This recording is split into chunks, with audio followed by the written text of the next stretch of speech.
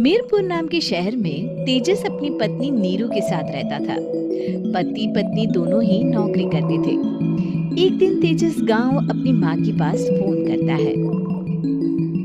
Hello, प्रणाम माँ।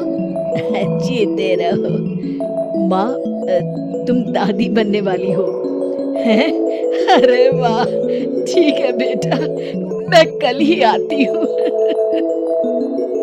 जब माँ जी शहर पहुंची तो बेटे बहू ने बहुत अच्छे से स्वागत किया।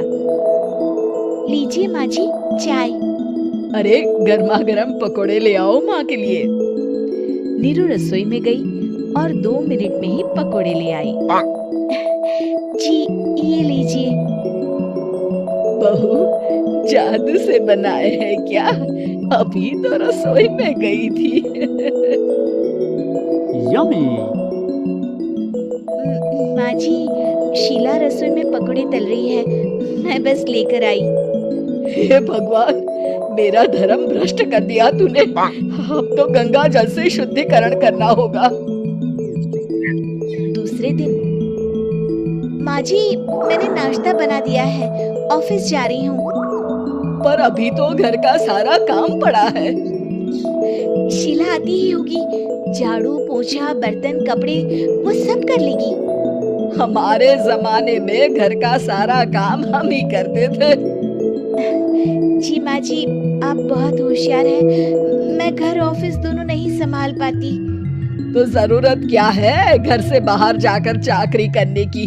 वैसे भी घर का काम खुद करने से घर में बरकत आती है, समझी?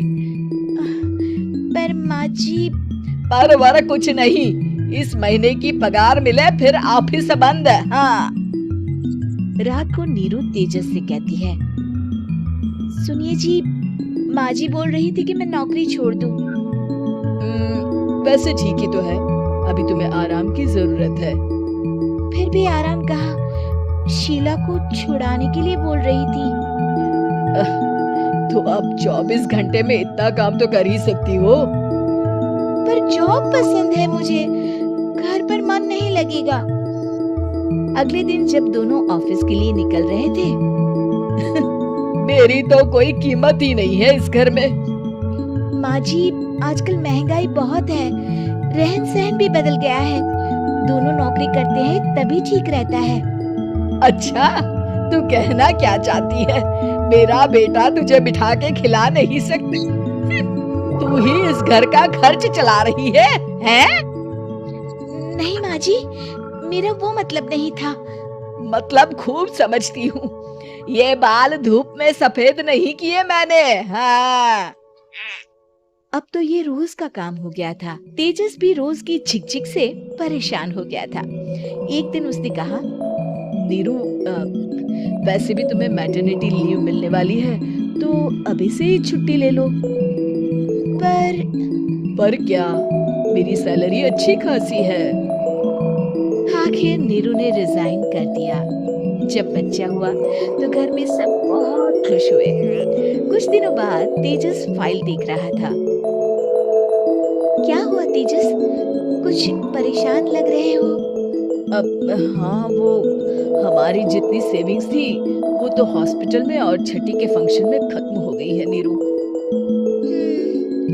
और अभी वैसे मंदी चल रही है तो मैं बोल रही थी कल मुन्ना को हेपेटाइटिस का टीका लगवाना है। नीरू, क्या पोस्टपोन नहीं कर सकते? नहीं जी, बिल्कुल नहीं।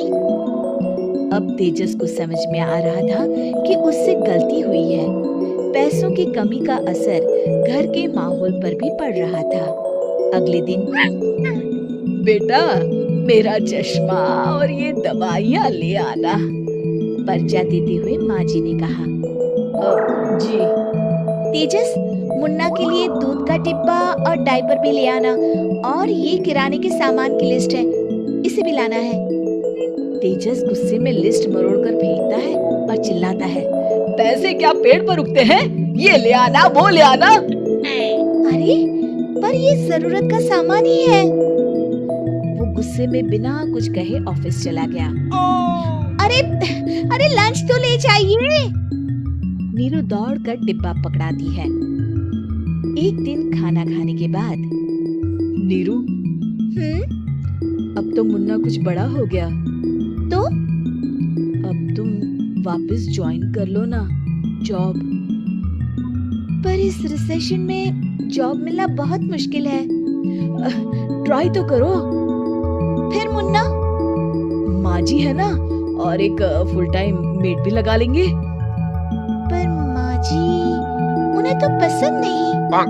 तभी माँ जी वहाँ आ जाती है और प्यार से नीरू के सर पर हाथ फेरते हुए बोलती है, अब मेरी समझ में आ गया बहू, पहले के और अब के समय में अंतर है।